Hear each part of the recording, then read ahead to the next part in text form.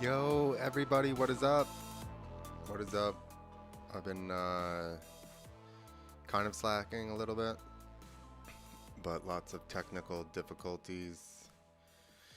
Had some computers blow out trying to use HDMI projectors, and so now I'm streaming from the old computer that made me want to commit suicide for like probably 2 years until I bought a new one. Then I burnt it out on a projector. Burnt out the logic boards on both of them. So that was a killer deal. Killer deal.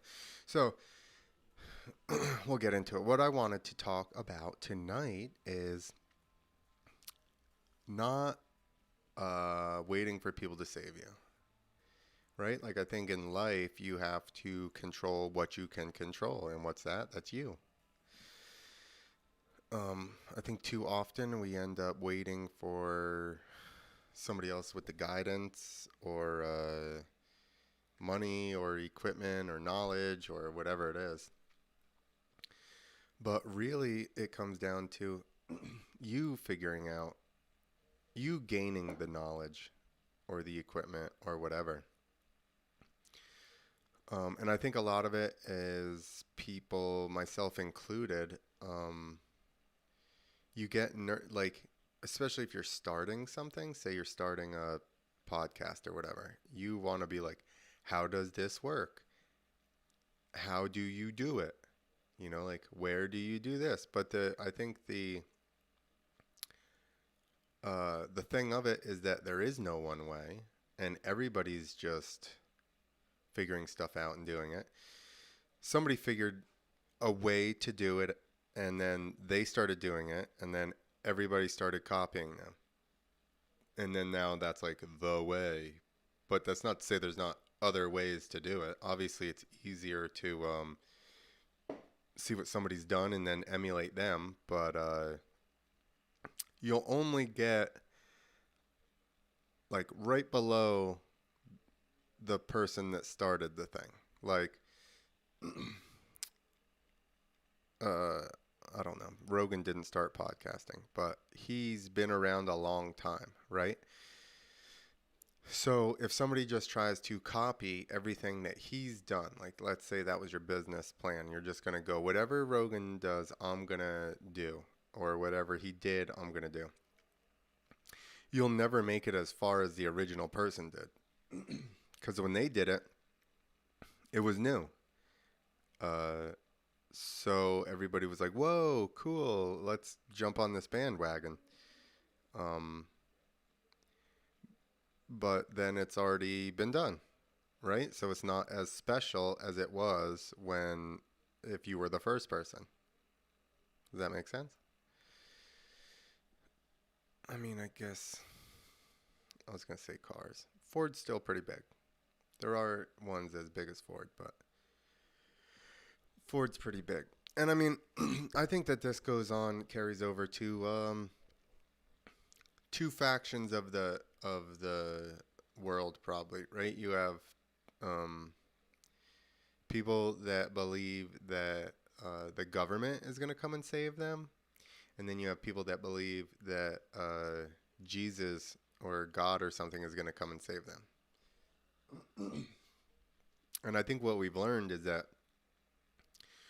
no one actually shows up and physically saves you, right? Like, we've seen enough, what was it, Katrina footage, what was the one here, Sandy. We've seen all those hurricanes and stuff and all those natural disasters. And guess what? It's too much. Like, we think that, and I was going to say magically appears, which the government or Jesus or God's going to magically appear. Like, you can't be in the middle of New Orleans and the whole city is flooded and tons of places are, totally demolished, the whole area, and you expect somebody to just know that you're at your house, you know what I mean, in the middle of wherever. It doesn't Like, that's unreasonable to think that that's how that's going to work. Um, we just think that the government. It's funny. I think government is like government is like God, kind of, in that people put all their hopes and values into something that a lot of times never materializes. You know, I guess at least, I don't know. Either way, and I'm not saying to not be religious or whatever. If that makes you feel comfortable, cool. But no one's gonna physically show up and save you. I don't think. I could be wrong about that. But just like the government's not. They're not saving every single person out there. They're not even doing a good job at saving everybody as a whole right now. So I think to think that they should just take care of all of our wishes and needs and everything's going to be taken, like provided for us is silly. They don't even use our money right. I'm really getting off track here. But anyway, nobody's saving you. The other thing is that people rely on, expect friends and stuff to, um, like be there, support your ideas or, anything like that. And I don't think that, I think a lot of times the issue is that they don't understand the idea. That's a lot of times the issue. They can't see the vision, right? If you're the person having the vision, then especially if it's something that people haven't really done, you're like, yo, I'm going to make these computers. They're called Apple and whatever. And I'm sure somebody was like, yeah, Steve Jobs, sure you will. Sure, Apple will be huge and you'll make billions of dollars. Sure. How about he had a partner that was there was 3 founders and he filed, I forgot the guy's name. He filed for the papers for Apple, the business. Then like 4 days later, 10 days later, something like that, he went back into the courthouse and was like, I want my name taken off of this business. Like, I didn't even exist. I had nothing to do with it. So they did that. So that guy clearly did not believe in Steve Jobs' vision. I'll tell you another thing. He had like 41% stock or something in Amazon or in Apple and sold it. Wait for it. For $500. No, it was the contract. No, he sold his stocks. That's what it was. He sold the stocks for like $500. Then he sold he backed out of the company, sold his stocks, got $500. Then he sold the contract that he and Steve Jobs had signed for the business and for $800 or something like that. And then the person that bought it sold it for $1.5 million. There's somebody that did not believe in that. They did not believe that that was going to work. And guess what? They were wrong. And they were enough in, they actually filed for the papers. So that was pretty deep. They're pretty deep in that one to then just be like, ooh. Makes you realize how much of a cunt Steve Jobs must have been, right? No. I mean, at that point, it was nothing. So my whole point is that don't let people that you know and even respect deter you from doing something you want to do because they can't see the end goal, which is 99% of the times how it's going to be. I know that when I started doing freestyle or started getting into it, nobody thought that I was going to make any money. They're like, how are you going to make money riding dirt bikes? And it's not like I had a plan where I knew how it was going to work, but I knew that I could make it happen. And I think that's I always have these ideas, these kind of like weird out of the box ideas. And then I expect people, when I go to tell them about the idea, I expect them to be like, bro, that's a great idea. But nobody ever does. There's a very, very, very small percentage of people that do that. What do most people do? The first thing out of their mouth is, that won't work. Although, what about this? Or what about that? Or, but again, most people are stuck in their shitty job in life, and then that's all they do. So it seems like not the right people to be listening to. That's why I think, and it's not waiting for them to take care of you, but I think surrounding yourself with people that are doing things, not necessarily so that they can help you, but just so that you can pick up the vibe they have, and just see how they work and operate. And of course, there's going to be, depending on if you do the same business that they do, you're going to end up, learning some stuff, I would imagine. Um, so,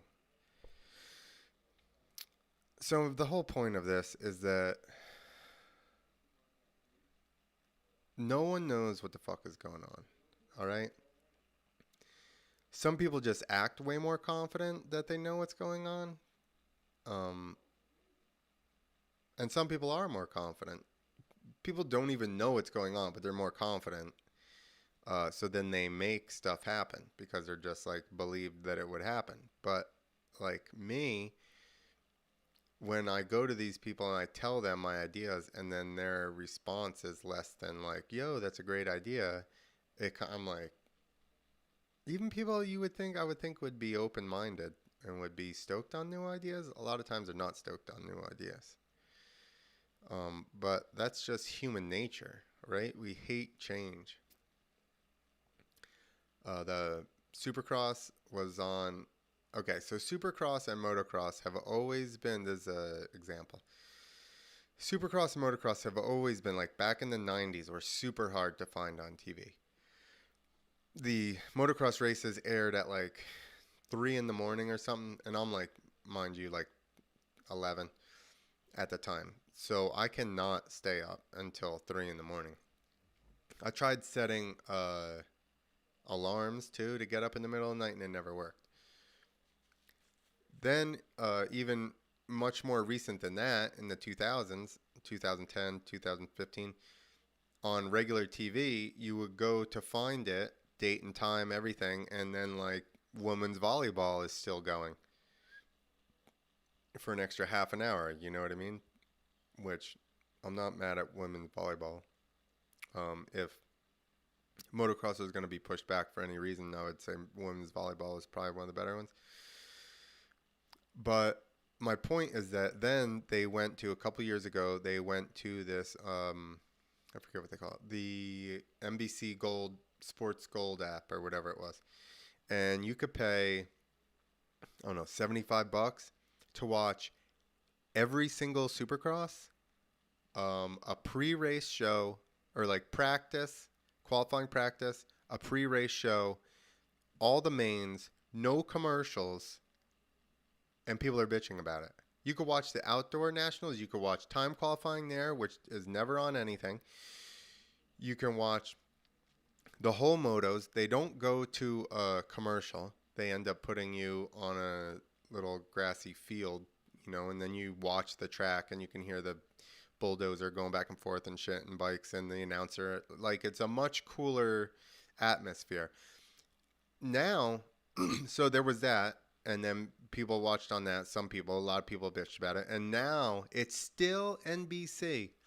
But they switched it. Instead of being the Sports Gold app, it's now on Peacock Premium. Yo, people are so mad about it again this year. And that's $4.99 a month with commercials, $9.99 a month without commercials. And figure Supercross runs for probably 2 months. And then maybe 3, and then motocross runs for 2, maybe 3 months. So that's 6 months all year that you would have to pay for. So even at $10 a piece, that's $60. You could watch every single motocross race and supercross race, qualifying practice, the main events, and people are still mad. You don't even, the app, you don't even have to commit to like any amount of months. I'm just going to pay for it the months that races are on. But we're still mad. Why are we still mad? Because people don't like change. They don't like change. When the lockdowns started, I was like, yo, we got to go online. We got to do online shit. And everybody fucking bitched about it. Oh, you don't go nice gay. And I'm like, yeah, maybe so. But there's not too much of a choice, one. Two, everything's going to be going that way. And I even said it then. I'm like, it needs to be not just straight stand up to people sitting at their house, which on Zoom you can hear them. It needs to become, it's going to be like a meld of,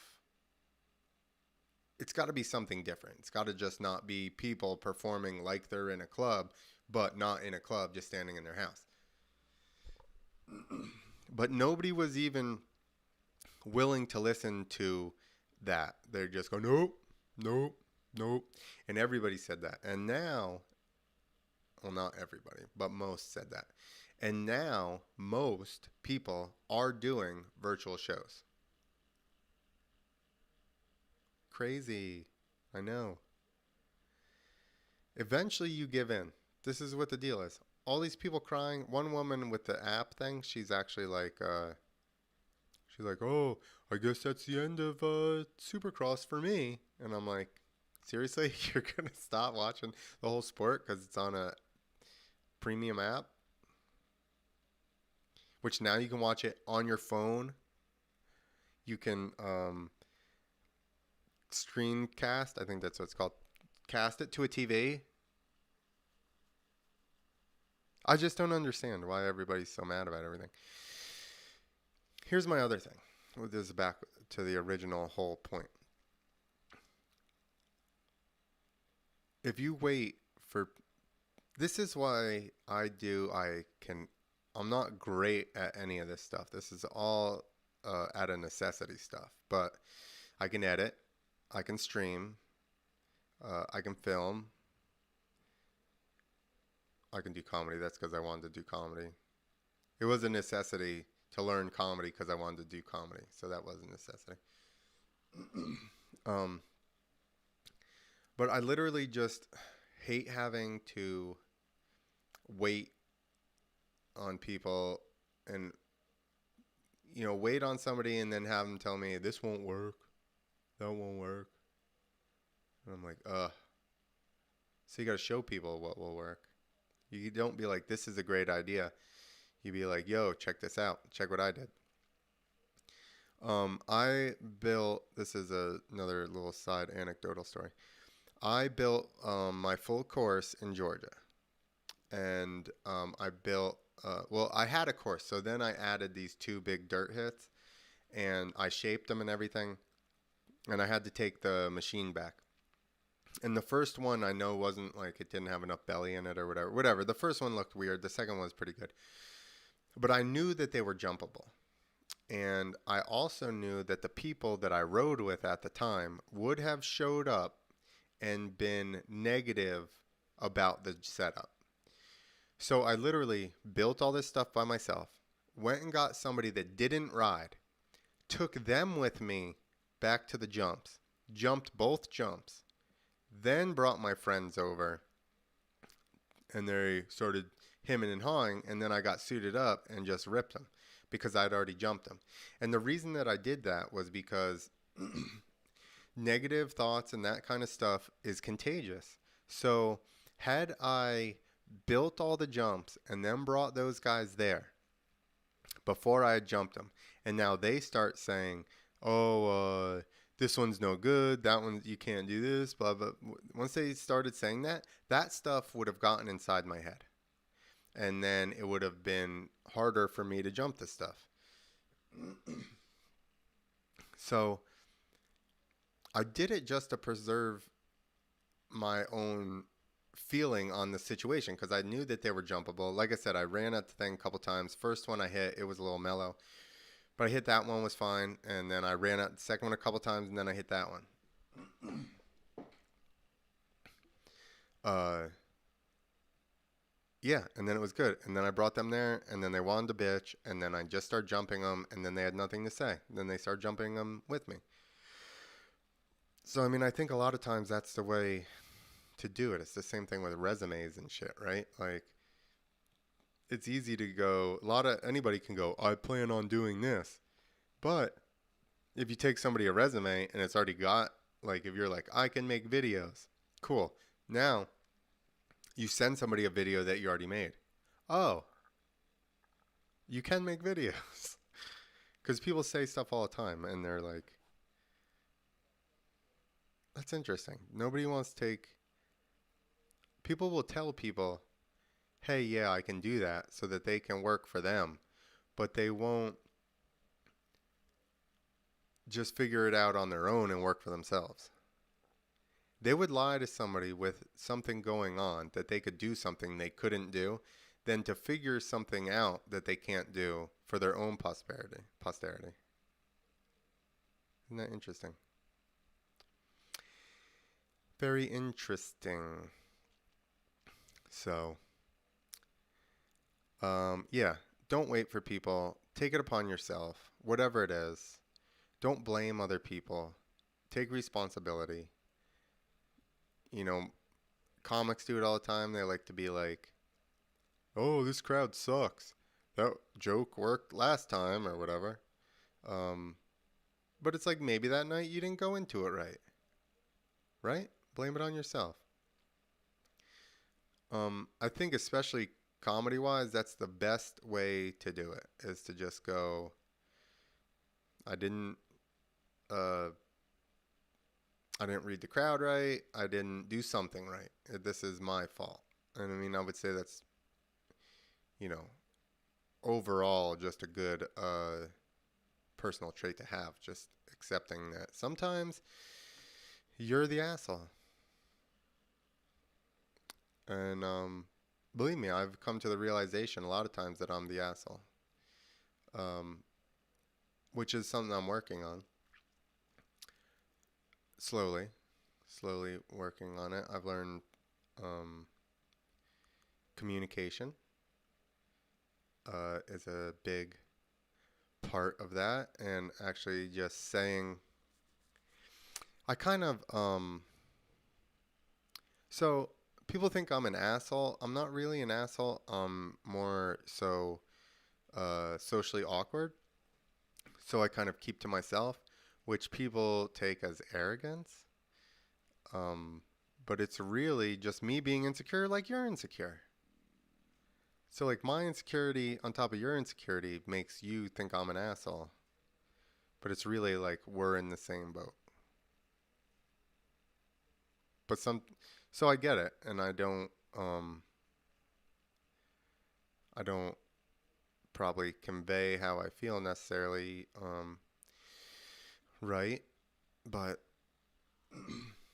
anyway, that was a long way around to just let you know that sometimes I'm the asshole and people don't like me because, again, just like comedy, I didn't approach them right, or I didn't, you know, say the right thing or ask the right question or whatever. Um, I think probably most of it's being standoffish. But like I said, it's not me being thinking I'm better than anybody. It's if anything, the opposite. It's me thinking like uh, I don't belong or something, or probably something like that. um, which is we all feel the same way. I mean, I guess some people don't. Some people really think they're the shit, but and that's kind of why I don't want to act like that because I hate it when people act like they're the shit. And again, maybe I'm just reading them wrong, and they're also bad with social cues. They're like, I'm not really an asshole. I just have impetigo. You guys don't know what that is. Any wrestlers out there know what that is? Impetigo is like ringworm or something like that you normally get from wrestling. I got it. I told people I had I'm a potato for a while. Anyway, take care of yourself. Take responsibility for your actions. If stuff is constantly, if nobody likes you, it's all of them. It's definitely all of them. It's not you. It's definitely all these people don't know what they're talking about, and they're dicks. I just turned the TV off, and it did not affect the lighting over here at all. So I'm going to turn it back on. All right, people. This is my... Is that all we got to say about relying on yourself? Figure out whatever you need to do. What do you want to do? You want a podcast? Figure it out. Especially now, it's getting easier and easier. I started podcasting like 5 years ago, or like video live streaming. And let me tell you, it's much, much, much, much, much easier now than it was 5 years ago. And that's only 5 years ago. I'm sure the people before me, I actually tried to get into like, it wasn't even podcasting, it was internet radio. And you had to have these servers and shit, or maybe you don't, and somebody that had an internet radio show in the early 2000s that I knew was trying to deter me from it, which could also be it. That's another one too. People like to deter you from things that may be fun, profitable, something that they wanted to do that they're not pursuing, so then they want to put negativity towards you so that you don't think that you can pursue it. I think people also like to tell you that things won't work because they're afraid you're going to make it work. You know, they're like, oh, this guy might be able to pull it off. I need to put the doubt in there. It's funny, I had people, it's not like I'm a comedian necessarily now, but when I would tell people I was trying to get into comedy, I'd had a couple of people be like, it, you know, like, it's a hustle, it's a grind, it's a hard, it's a long road, it's this, it's that. And I'm like, you sound like you don't want me to pull it off because you didn't pull it off. That's what that sounds like. Which a lot of times is what it is. What I'm saying, people, is you can't rely on these other people because they don't always want you to succeed. Most people don't. Most people think if you succeed, they can't. Like there's only a finite amount of people that can succeed or be happy or do something that they like to generate a living. And a lot of people are not doing what they like to generate a living. So they see that you might, and they want to put a stop to that so that you don't have like a better life or achieve what they couldn't achieve. Because then they would have to realize that, oh, it was them. Oh, fuck, we circled back. They'd have to realize that, oh, shit, that guy I know that's a normal person pulled it off, and I didn't pull it off.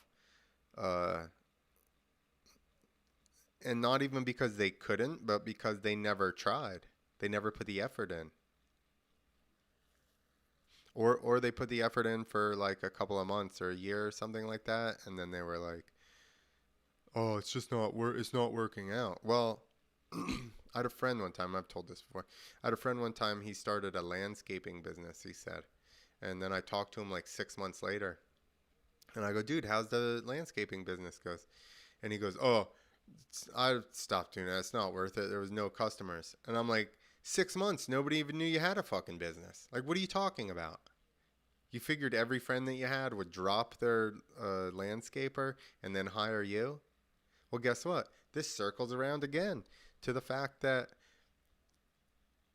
maybe your friends don't want to see you go into your own business and be successful. which is like, what? But that's how it is a lot of times, unfortunately. And that's shitty to think. And that's why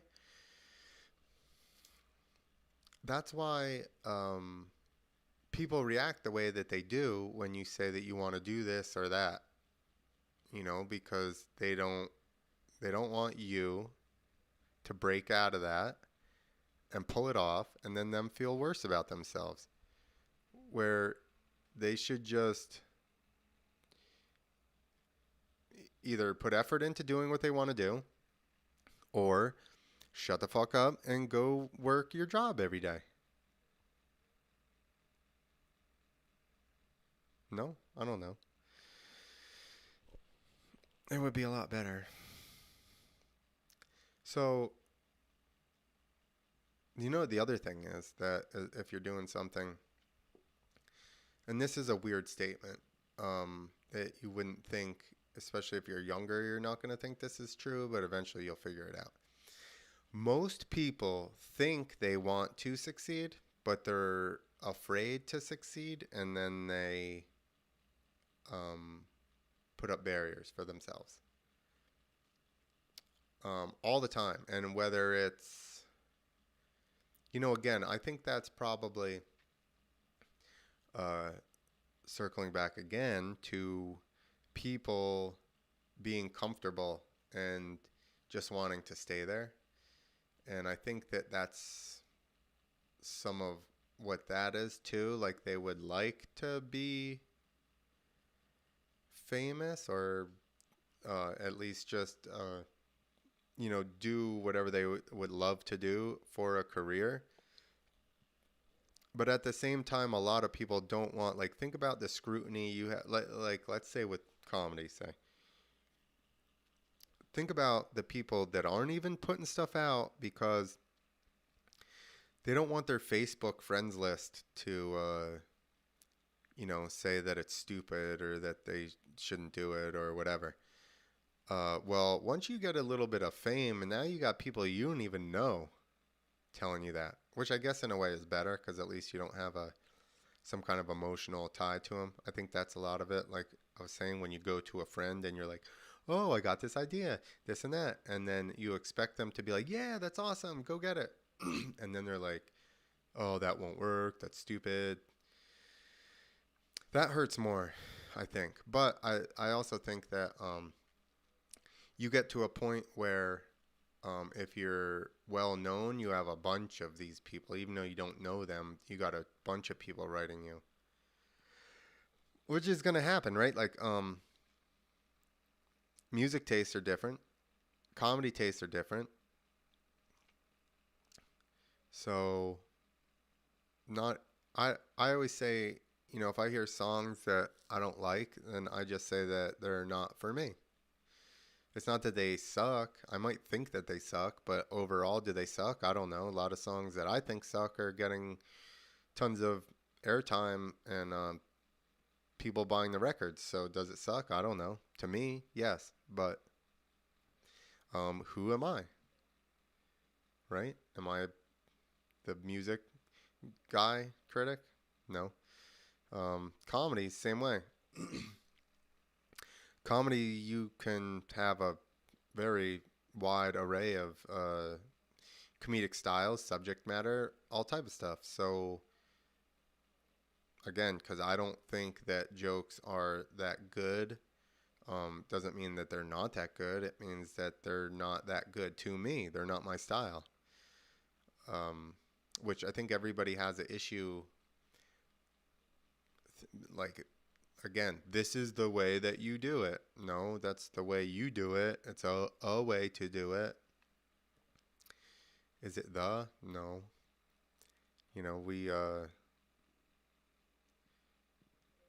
We just go by what we know or have seen, right? So if we've only seen people do stuff one way, that's the way that you do it.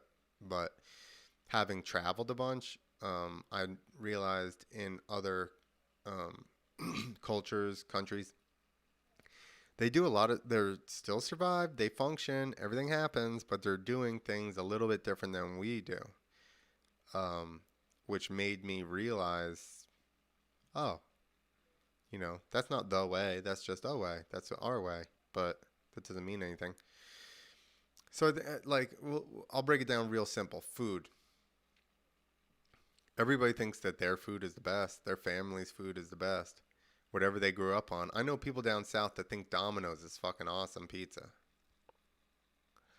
Anybody here in New Jersey or the Northeast is like, bro, it's not even really pizza. I do have to say I like Pizza Hut though. The thick one, it's all like the pan. I think that's what it is.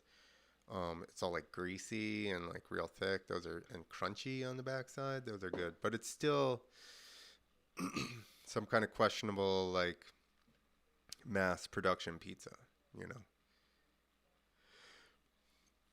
you just don't have our water. No, I don't know what it is. But then okay, so here's another one in reverse. We went to New York City. And I think we had just gotten back from down south or something, like a couple months before that. And we went to New York City, and I was in some restaurant, and it said Cajun chicken sandwich. And I was like, oh, yeah. Yes, that was a fucking disappointment. Okay? It's like getting pizza down south. Disappointment. It was not even... it was not even spicy at all. It was barely any spice on the thing. In Louisiana, you get a Cajun chicken sandwich, you're going to light your butthole on fire. All right? That's a real Cajun chicken sandwich. You go to New Orleans and ask for a Bloody Mary, don't have them make it spicy. I got medium spice and was sweating. And I like spicy stuff. My face, not so much. I just sweat. But anyway. I don't know how we got into the regional food. Oh, that's what it was. Just because it's different, right? But somebody up here is probably like, yo, Dave and Buster's has the best Cajun chicken sandwich. And people down south from Louisiana are like, what the fuck are you talking about? That's just a grilled chicken. So I guess that's the other lesson in this. Don't get too stuck in like a thing or a mindset or anything. Like I used to love to go to different countries, and then I would ask them, I would say, or ask the local guy, usually the promoter or something, and be like, what am I supposed to have here? What's the thing here that everybody, you know, what's it known for here, the food? And this is everywhere. China, islands, Antigua, Barbados, South America, everywhere. I'm like, what's the deal here? And when I eat this stuff, I don't expect it to taste like stuff here. Here's a good little anecdotal story for you. We went to Rome, and the people that I went with were from Texas. And they kept going, this food sucks. And I'm like, I said, you're comparing this to ragu. You're comparing this to Olive Garden. I'm like, those are fucking fake knockoffs of this. This is the real deal. You're judging this versus shitty Americanized versions of it. But that's what they're used to, right? So that's how it should taste. Meanwhile, they're in the land of Italian food, and they're arguing with it because it doesn't taste like ragu. Come on, people.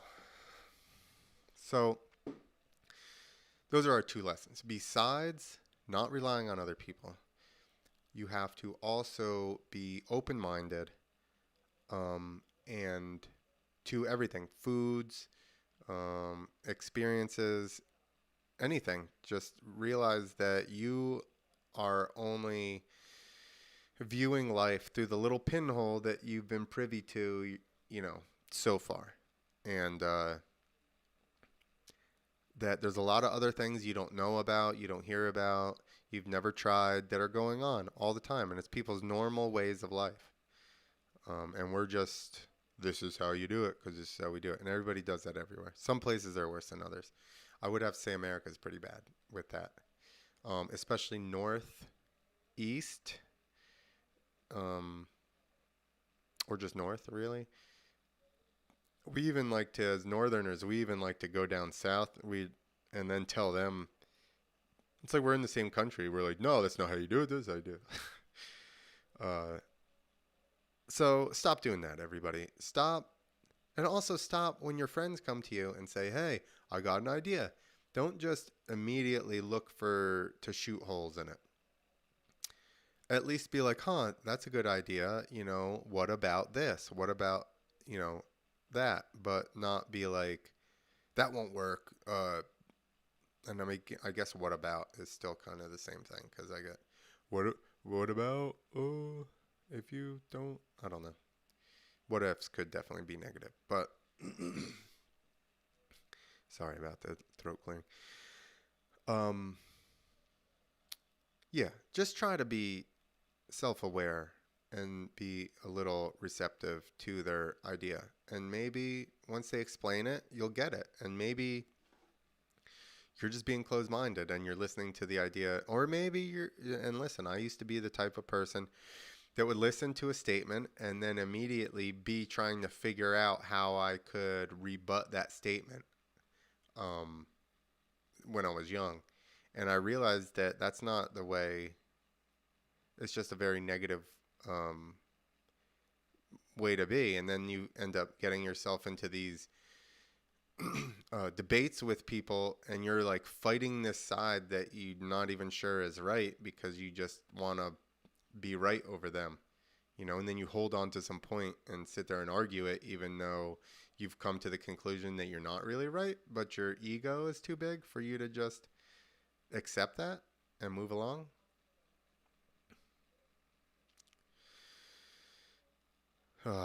Looking back, I've made a lot of progress. I know you guys don't think so, but as a person, and a lot of it's recent with microdosing, honestly.